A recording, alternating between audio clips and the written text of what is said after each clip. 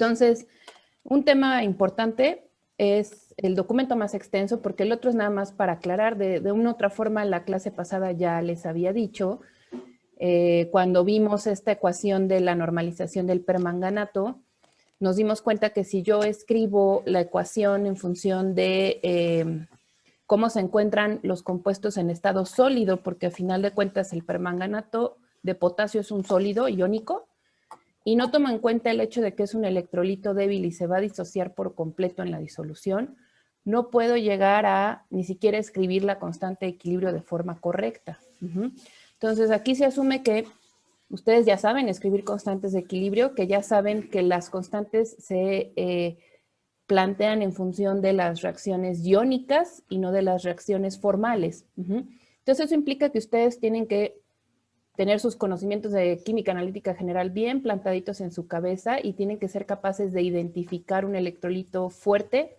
de un electrolito débil. Y en ese documento que les voy a compartir aquí, entonces vamos a ver, es este que está aquí.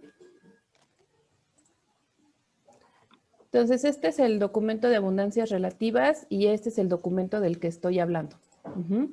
La diferencia entre una concentración analítica total y una concentración formal.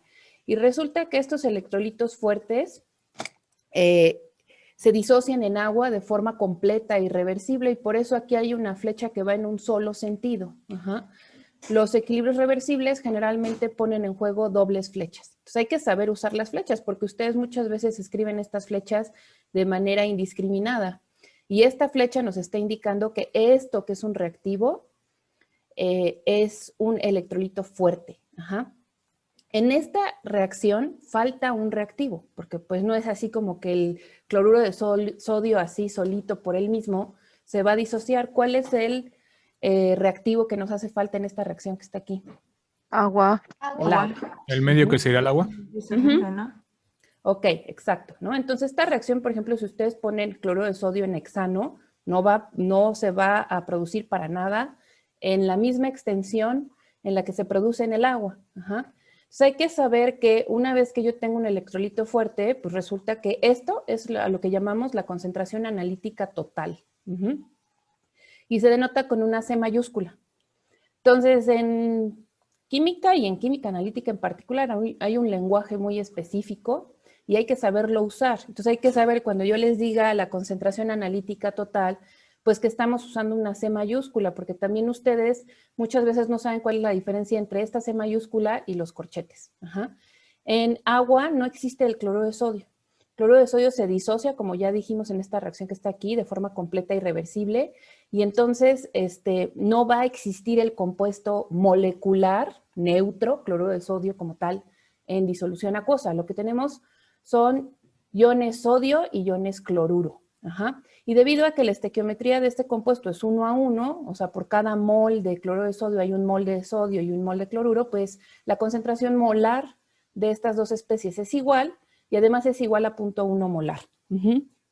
Entonces, esto de formal se utiliza porque pues formalmente, de ahí viene esa palabra de la formalidad, es que formalmente no existe el cloruro de sodio. Entonces, es una notación vieja, hay muchos profesores que no lo manejan, muchos libros que ya no lo manejan.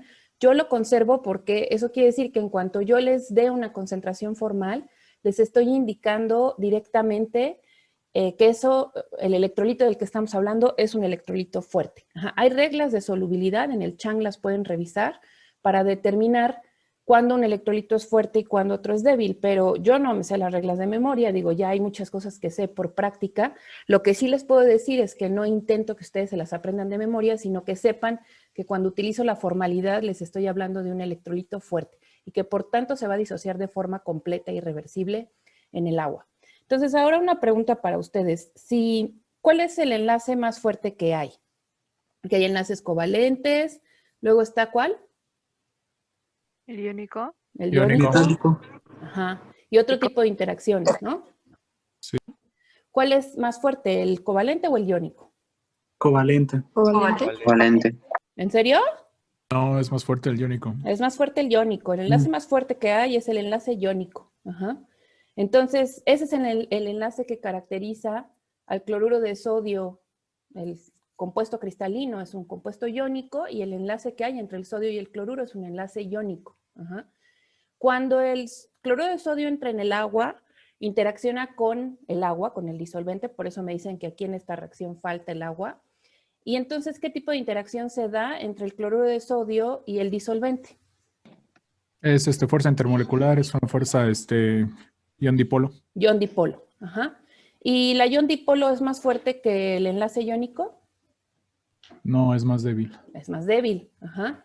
¿Cómo es posible que una interacción más débil logre romper? Porque aquí lo que estamos diciendo es que el agua logra romper ese enlace iónico y produce iones sodio y cloruro. ¿Cómo es posible que una interacción que es más débil que el enlace iónico que une al sodio y al cloruro termine rompiendo ese enlace? Por Por la solvatación. Por la suma de todas las Por fuerzas. las esferas de solvatación.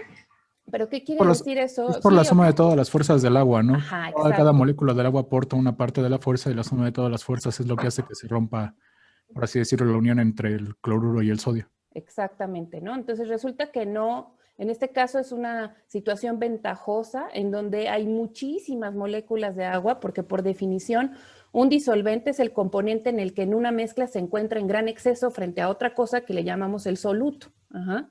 Entonces, cuando ponemos cloruro de sodio, mientras está en una concentración relativamente baja, o sea, que haya más agua que cloruro de sodio, resulta que el agua se le amontona, se le abalanza ahí al cloruro de sodio y son muchísimas moléculas de agua tratando de romper ese enlace y al final la suma de todas esas fuerzas termina rompiendo el enlace iónico. Ajá. Entonces, el resultado es esto que tenemos aquí.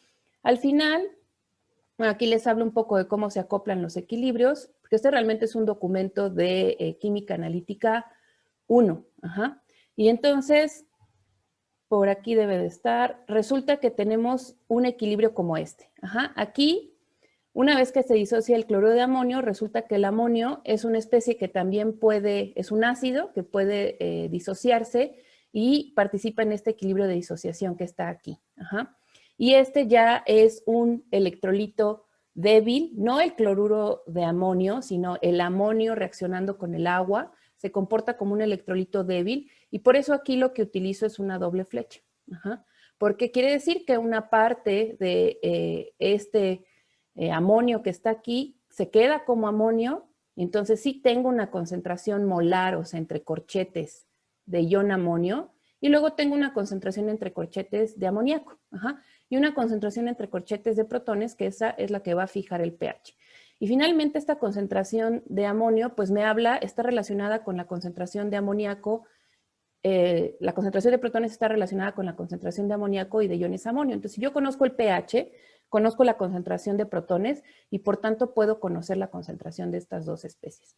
Por eso la determinación y la predicción del pH es un tema tan importante en química analítica 1, porque permite determinar la composición de un sistema. Entonces, no sé si tengan dudas hasta aquí. Cuando leyeron este documento, ¿hay algo que no hayan entendido, que quieran que se aclare? Todo bien. Ok. ¿Los demás? Sí, también todo Bastante bien. claro, sí. Bastante Todo claro. bien, profesora, gracias. Sí, Ok. por ahora todo bien. Yo sé que ahorita me van a decir que sí a todo, pero va a llegar un día en donde resulta que hay cosas que se quedaron ahí que nunca quisieron preguntar, ¿no? Porque en general ni siquiera en clase quieren preguntar. Aquí es más fácil porque pues no los veo, ¿no? No sé ni siquiera quién está preguntando. Digo, veo ahí que aparecen los nombres, pero pues no les puedo ver la cara. Ajá. Les recomiendo que cualquier duda que tengan, así por más mínima que sea, me la hagan saber porque, como les dije, este es el fundamento. Es importante que entendamos muy bien lo que sustenta el curso para después entender nuestra analítica 2. Ajá. Otro documento que les envié es este que está aquí, que en un momentito voy a hablarles Profesora, Ajá, tiene una duda en el chat. en el chat. Es que prefiero que me las digan verbalmente porque para que, o sea, yo ahora los profesores tenemos que ser moderadores, ¿no? Tenemos que saber utilizar todas las herramientas tecnológicas, admitirlos al chat mientras van llegando tarde, platicar con ustedes y además estar pendiente del chat. Y eso creo que ya es una cuarta función que definitivamente no puedo realizar. Entonces, más bien, preferiría que me dijeran verbalmente cuál es la duda. Preguntaron cuándo usar la doble flecha.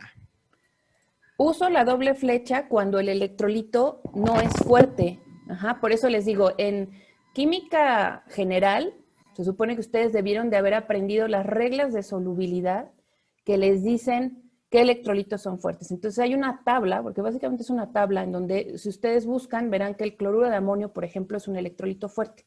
Eso quiere decir que cuando lo ponga en agua, va a suceder esta reacción que está aquí de forma completa y irreversible, por eso la flecha va en un solo sentido. Pero después resulta que esto también es una especie que puede reaccionar con el agua, fuera de la primera reacción inicial del compuesto iónico con el agua para disociarse. Posteriormente o de manera simultánea, en cuanto se va formando el ion amonio en disolución acuosa, esta especie es una especie que puede ceder protones al medio para disociarse y entonces formar el amoníaco. Ajá. Entonces, una forma fácil de saber si, por ejemplo, un ácido es un electrolito fuerte o no, es voy a las tablas de pKa y si el ácido no tiene pKa, entonces es un electrolito fuerte. Si ustedes van y buscan en una tabla de pKa el pKa del ácido nítrico, por ejemplo, o del ácido clorhídrico del que hablo por acá arriba, no lo van a encontrar. A lo más, tal vez lo encontrarán reportado de forma negativa, un pKa negativo, pero si es así, ese pKa no se midió en agua, se midió en otro disolvente y después se extrapoló esa escala a la escala en medio acuoso. Ajá. Entonces, si es negativo el pKa o no aparece el pKa en la tabla, quiere decir que el electrolito es fuerte. Si yo voy a las tablas de pKa, me voy a percatar de que hay un pKa reportado para el par amonio-amoníaco. Y eso quiere decir que hay una constante de equilibrio asociada a su disociación y solo los equilibrios reversibles permiten el establecimiento de constantes de equilibrio. Aquí, como esto desaparece, no puedo hablar de una concentración molar, o sea, entre corchetes de ácido clorhídrico. Y como no puedo hablar de esa concentración, si yo quisiera plantear la constante de equilibrio de productos entre reactivos, voy a tener un problema cuando llegue a querer plantear la concentración del ácido clorhídrico como el reactivo, porque es cero. Y una cosa dividida entre cero pues no está definida. Entonces no hay constante de equilibrio. Voy a conectar mi computadora, permítanme un momento.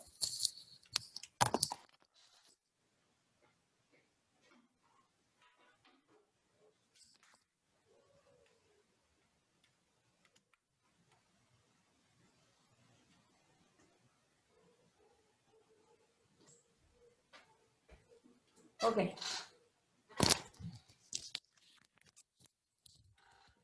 Entonces ya, ¿no más dudas? Yo tengo una duda, profesora. Ajá.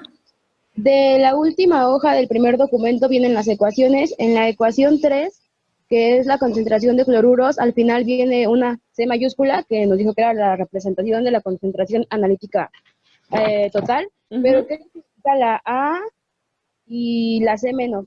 Ah, acetato. Es una forma de abreviar acetato. Ah, ok. Bueno, gracias.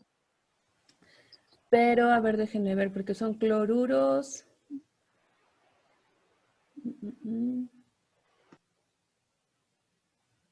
Sí, ahí es un error mío. Es la concentración de amonio, porque debe haber copiado esto, esta C mayúscula que está aquí, debe de ser C mayúscula, subíndice, amonio. Ok, gracias. Sí, porque no es un sistema donde haya acetato, entonces esa concentración no tiene nada que hacer ahí, ¿no? Solo que nadie me había dicho y yo no me había percatado. Pero bueno, por esta última parte no se preocupen mucho, porque digamos que como este es un documento de analítica 1, está enfocado hacia el cálculo de pH con balances de materia y balances de carga, que es un tema de analítica 1. Nosotros casi no vamos a hacer eso. Se supone que ustedes lo deben de saber, porque tienen que saber que hay situaciones en donde las fórmulas que ustedes aprendieron derivadas de la ecuación general no son válidas y la única forma a veces de calcular el pH es a través de balances de materia y balances de carga, pero eso básicamente nosotros ya no lo vamos a ver. Se supone que eso ya lo vieron en analítica 1 y vamos a hablar de puros casos en donde podamos determinar el pH de forma directa, ya sea de un diagrama o a través de las fórmulas que ustedes conocen. Pero gracias por mencionar porque pues yo no me había dado cuenta del error. Profesora, ¿me escucha? Sí. Yo tengo una duda. Entonces, por ejemplo, para el ácido clorhídrico, es que, bueno, cuando yo iba en química general, que se usaba una flecha nada más cuando la reacción a veces es muy cuantitativa.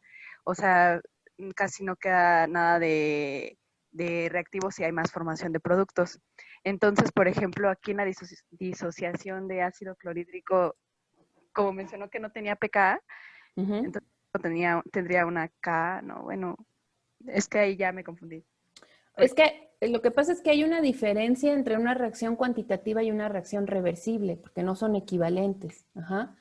Hay reacciones cuya constante de equilibrio puede ser tan grande, no sé, de 10 a la 150, por ejemplo, que es muy difícil revertirla. Ajá. Y entonces a veces se llega a escribir esa reacción con una flecha completa hacia los productos. Muchas reacciones redox, por ejemplo, las reacciones de las celdas galvánicas, pues se busca reacciones que estén muy perfiladas hacia los productos para que la corriente eléctrica que se produzca sea grande. Ajá. Claro, eso es si la batería, como la de su coche, pues de repente se va a acabar y ya no la voy a volver a usar. Ajá.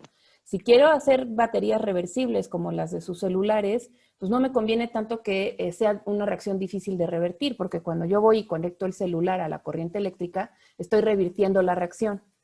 Entonces, sí es cierto que a veces las reacciones que son muy cuantitativas se escriben con una flecha completa, pero generalmente esa no es realmente la razón. La razón es que, porque inclusive para esa reacción reversible con una constante de equilibrio muy grande, se pone una doble flecha, pero disproporcionada, o sea, una flecha, la que va hacia los productos, mucho más grande que la que regresa hacia los reactivos. Las flechas completas generalmente se emplean realmente para describir reacciones irreversibles, por lo tanto no hay constante equilibrio que yo le pueda asociar esa reacción en el medio en donde estoy planteando todo esto, que generalmente es el agua. Ajá. Ok, gracias. ¿Okay? ¿Más dudas? Bueno, yo intenté, resolver lo que decía ahí al final, ¿no? De que decíamos las reacciones y eso, pero no pude. O sea, ya después de sustituir, de expresar el amoníaco en función del K, del amonio y del H+, y ya después de sustituirlo, ya después me quedé sin saber qué hacer. Es que se llega a una ecuación cúbica. Puedo buscar, creo que por ahí tengo la resolución de ese ejercicio, pero como les digo, ahorita ni se preocupen tanto por eso. Si no lo pudieron, realmente si no lo pudieron resolver, lo que es difícil para esos ejercicios es ese planteamiento que está allá abajo. Ajá, entonces ya si una vez que ustedes corrigen esta concentración analítica total y me ponen concentración analítica total del ion amonio, que es esta que está en la ecuación 4. Ajá. Esta ecuación 4 es la que dice, bueno, ya desarrollando quién es esta concentración analítica total, pues es la suma de estas dos concentraciones, porque lo que yo tengo inicialmente de amonio solo se puede transformar en amoníaco. Entonces el balance de materia es que pues está basado en el principio de la conservación de la materia y pues quiere decir que esta suma de estas dos especies, de la cantidad de materia que hay por volumen de estas dos especies, pues tiene que ser la cantidad total que estoy poniendo en el inicio del sistema. Este es el planteamiento complejo. Después lo que sigue es pura álgebra.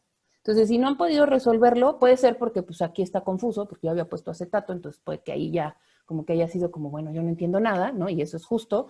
Pero ya después de eso, si entendemos que, o sea, yo corrigiendo mi error y ustedes se dan a la tarea de resolver el sistema, si no lo logran es porque es el álgebra que está fallando ahí. O sea, uno llega a una ecuación cúbica y hay que resolver la ecuación cúbica. Por eso generalmente esto ya no se hace, porque si nos vamos a dedicar a resolver una ecuación cúbica, pues nunca vamos a terminar, ¿no? Si les pongo esto en un examen, pues de aquí a que lo puedan resolver, pues va a pasar toda la hora o la hora y media que sea del examen. Esto no es ahorita el propósito de su curso. Si encuentro la resolución, se las mando para que lo puedan checar, pero fuera de dudas acerca de cómo resolver el sistema, ¿tienen alguna otra duda? Ah, ok, gracias. De nada. ¿No? Ok, asumo que no, ¿no? Este otro documento, este es muy importante. En este sí les voy a pedir que si no, es más, una pregunta es, ¿ustedes, la mayor parte de ustedes, vio este tema en Analítica 1 o no? No, yo no lo vi. Yo ¿No? tampoco. Yo tampoco. Yo Más o sí menos. vi la mayor parte de cómo realizar las gráficas en Ujú. papel milimétrico, pero no vi todas las que están en el documento. Ok. No a profundidad, creo que hay algunas cosas que no se entienden aún. Yo Ok. no lo vi gráficas mucho. nunca vi nada. Yo más vi un Yo no lo ejemplo vi tampoco mucho. del fosfato. ¿Cómo? Perdón, ¿qué del fosfato?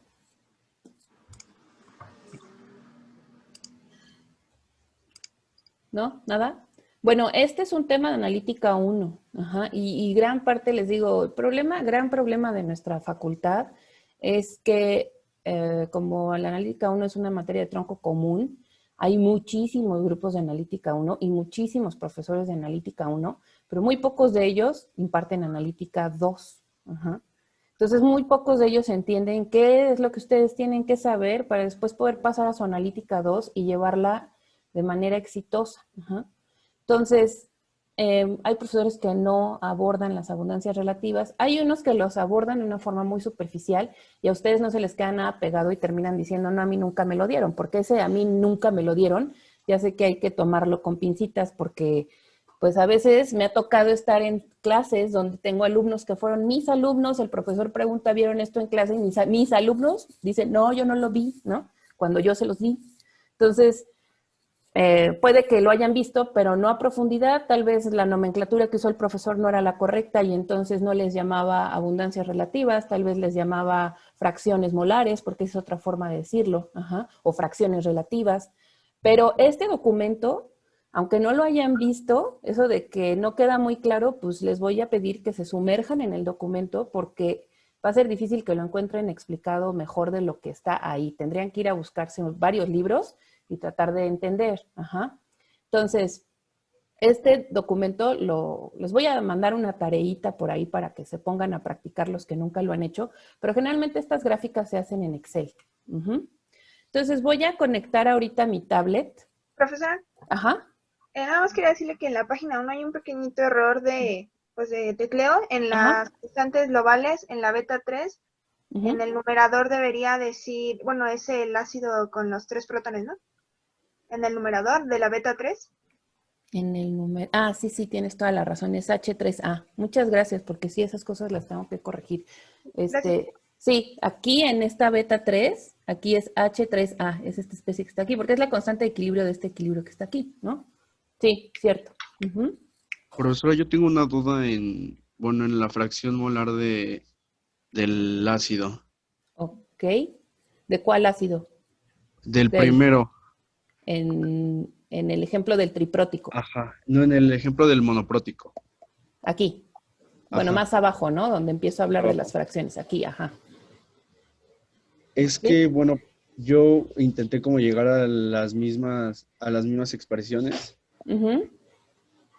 pero al momento de hacer el de que es el beta 1, me quedaba como, o sea, la expresión final me quedaba como beta 1 por la concentración de los protones entre 1 más beta 1 por la concentración de los protones. Pero ese es phi 1, ¿no? Ah, sí, dices la fracción del ácido, esta que está aquí, ¿no? Sí, sí. Ajá. No, la de arriba, la phi 1. ¿Esta? Sí, esa. Pues ahí debe de estar mal, porque no importa cómo lo plantees, tienes que llegar a esto que está aquí, ¿no? No, la de abajito, la de abajito. La phi 1. Sí, phi 1. Ajá. Porque yo lo que hacía era, bueno, según la constante de formación global, despejaba el ácido. Y entonces me quedaba que era ácido es igual a beta 1 por la concentración de protones por la concentración de A, ¿no? De la base conjugada. A ver. Entonces lo que me estás diciendo es que en vez de obtener esto que está aquí, es ahí donde está la situación, ¿no? Ajá, sí. Tú lo que obtienes es beta 1 por H más entre beta 1 por H más 1. Más 1, sí. Sí, pues es lo mismo, ¿no? Si yo multiplico beta 1 por H más arriba y abajo, no altero la expresión y pues quiere decir que si lo expreso como yo lo expresé o como tú lo expresaste, estoy hablando numéricamente de lo mismo. Ah, ok. ¿Ok?